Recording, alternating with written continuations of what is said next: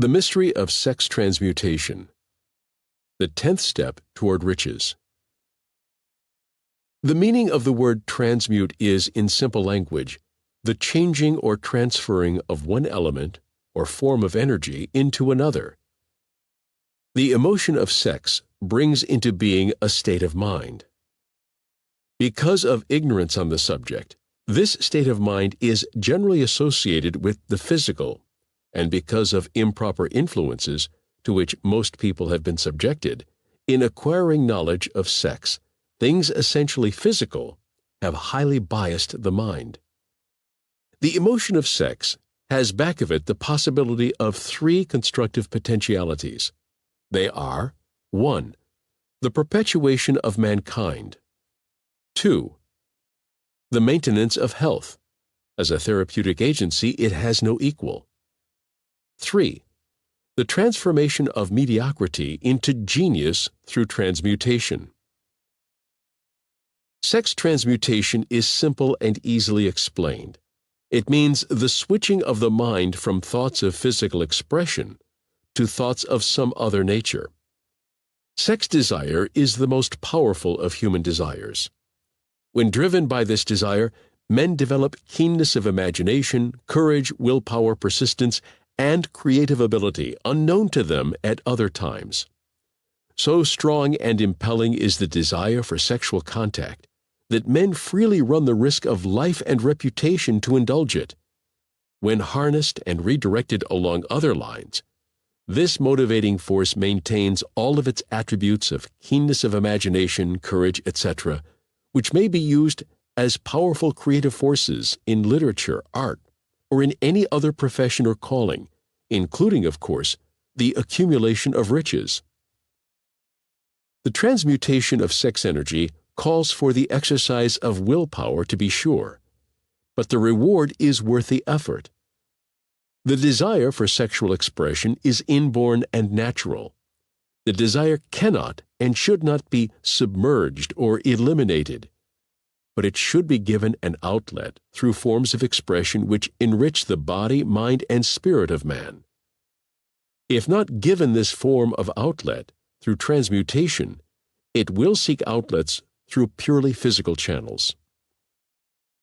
A river may be dammed and its water controlled for a time, but eventually it will force an outlet. The same is true of the emotion of sex. It may be submerged and controlled for a time, but its very nature causes it to be ever seeking means of expression. If it is not transmuted into some creative effort, it will find a less worthy outlet. Fortunate indeed is the person who has discovered how to give sex emotion an outlet through some form of creative effort, for he has, by that discovery, lifted himself to the status of a genius. Scientific research has disclosed these significant facts. 1. The men of greatest achievement are men with highly developed sex natures, men who have learned the art of sex transmutation. 2. The men who have accumulated great fortunes and achieved outstanding recognition in literature, art, industry, architecture, and the professions were motivated by the influence of a woman. The research from which these astonishing discoveries were made went back through the pages of biography and history for more than 2,000 years. Wherever there was evidence available in connection with the lives of men and women of great achievement, it indicated most convincingly that they possessed highly developed sex natures. The emotion of sex is an irresistible force against which there can be no such opposition as an immovable body. When driven by this emotion, men become gifted with a superpower for action. Understand this truth, and you will catch the significance of the statement that sex transmutation will lift one to the status of a genius. The emotion of sex contains the secret of creative ability. Destroy the sex glands, whether in man or beast, and you have removed the major source of action. For proof of this, observe what happens to any animal after it has been castrated. A bull becomes as docile as a cow after it has been altered sexually. Sex alteration takes out of the male, whether man or beast, all the fight that was in him. Sex alteration of the female has the same effect. The 10 mind stimuli. The human mind responds to stimuli, through which it may be keyed up to high rates of vibration, known as enthusiasm, creative imagination, intense desire, etc. The stimuli to which the mind responds most freely are 1. The desire for sex expression. 2. Love. 3. A burning desire for fame, power, or financial gain. Money. 4. Music. 5. Friendship between either those of the same sex or those of the opposite sex. 6. A mastermind alliance based upon the harmony of 2 or more people who ally themselves for spiritual or temporal advancement. 7. Mutual suffering, such as that experienced by people who are persecuted.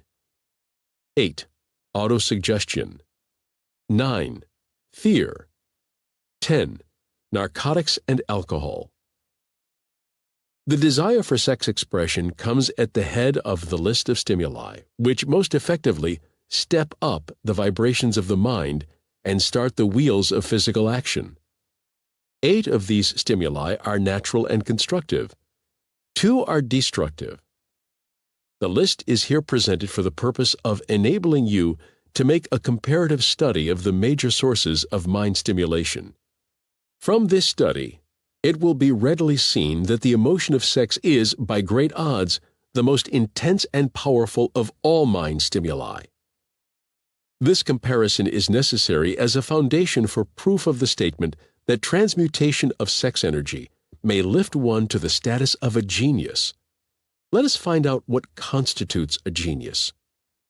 Some wiseacre has said that a genius is a man who wears long hair, eats queer food, lives alone, and serves as a target for the joke-makers.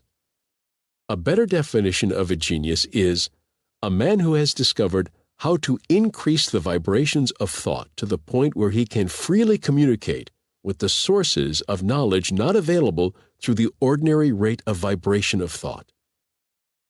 The person who thinks will want to ask some questions concerning this definition of genius. The first question will be, how may one communicate with sources of knowledge which are not available through the ordinary rate of vibration of thought? The next question will be, are there known sources of knowledge which are available only to genii? And if so, what are these sources, and exactly how may they be reached? We shall offer proof of the soundness of some of the more important statements made in this book, or at least we shall offer evidence through which you may secure your own proof through experimentation, and in doing so, we shall answer both of these questions. Genius is developed through the sixth sense. The reality of a sixth sense has been fairly well established. This sixth sense is creative imagination. The faculty of creative imagination is one which the majority of people never use during an entire lifetime, and if used at all, it usually happens by mere accident.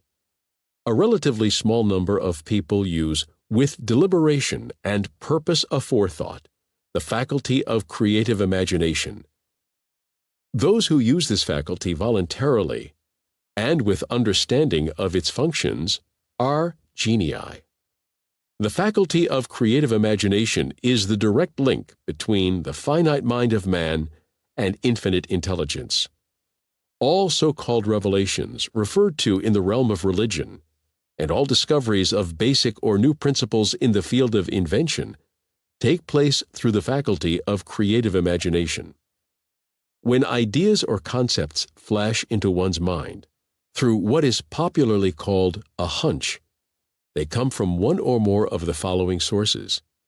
1. Infinite intelligence. 2.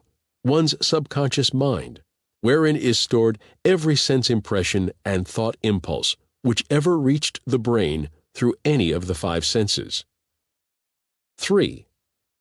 from the mind of some other person who has just released the thought or picture of the idea or concept through conscious thought, or 4. From his subconscious storehouse. There are no other known sources from which inspired ideas or hunches may be received. The creative imagination functions best when the mind is vibrating, due to some form of mind stimulation, at an exceedingly high rate. That is, when the mind is functioning at a rate of vibration higher than that of ordinary normal thought. When brain action has been stimulated through one or more of the 10 mind stimulants, it has the effect of lifting the individual far above the horizon of ordinary thought, and permits him to envision distance, scope, and quality of thoughts not available on the lower plane, such as that occupied while one is engaged in the solution of the problems of business and professional routine. When lifted to this higher level of thought, through any form of mind stimulation, an individual occupies relatively the same position as one who has ascended in an airplane to a height from which he may see over and beyond the horizon line which limits his vision, while on the ground. Moreover, while on this higher level of thought, the individual is not hampered or bound by any of the stimuli which circumscribe and limit his vision while wrestling with the problems of gaining the 3 basic necessities of food, clothing, and shelter.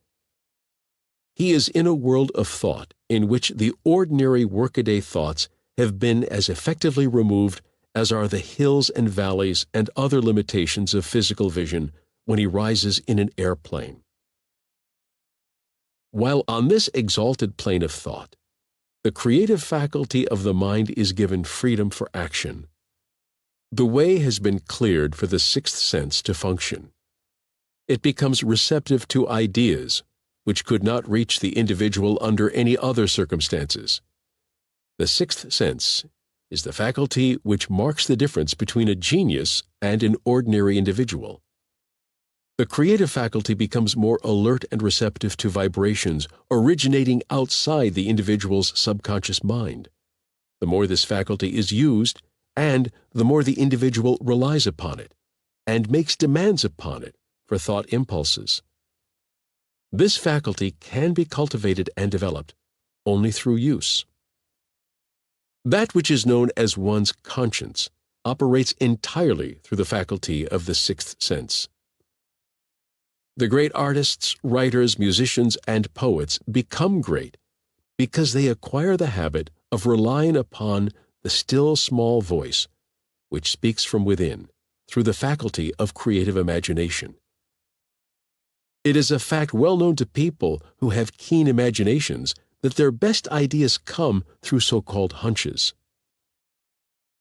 There is a great orator who does not attain to greatness until he closes his eyes and begins to rely entirely upon the faculty of creative imagination. When asked why he closed his eyes just before the climaxes of his oratory, he replied, "I do it because then I speak through ideas which come to me from within."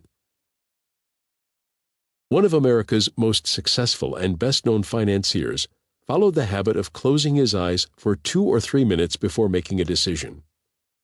When asked why he did this, he replied, "With my eyes closed, I am able to draw upon a source of superior intelligence."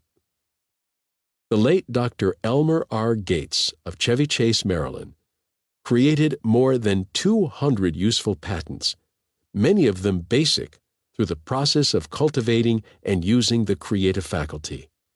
His method is both significant and interesting to one interested in attaining to the status of genius, in which category Dr. Gates unquestionably belonged. Dr. Gates was one of the really great, though less publicized, scientists of the world. In his laboratory, he had what he called his personal communication room. It was practically soundproof and so arranged that all light could be shut out. It was equipped with a small table on which he kept a pad of writing paper. In front of the table, on the wall, was an electric push button which controlled the lights.